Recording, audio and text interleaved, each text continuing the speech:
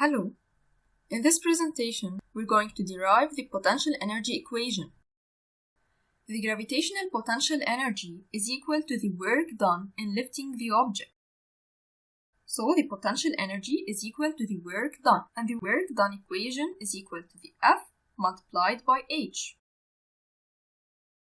Also, as you know, that the force is equal to the mass of the ball multiplied by the gravitational field strength. Then the equation for the force is equal to the m multiplied by g.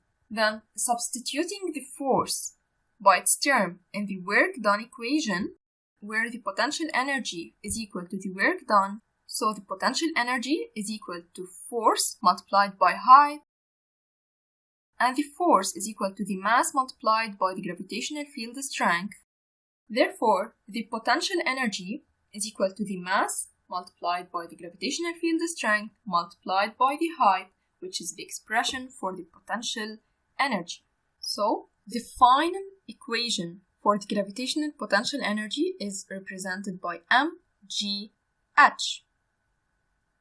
We can rearrange this equation in different forms to know the mass, which is the potential energy divided by gravitational field strength multiplied by the height, or to know the height, which is the potential energy divided by the gravitational field strength multiplied by the mass.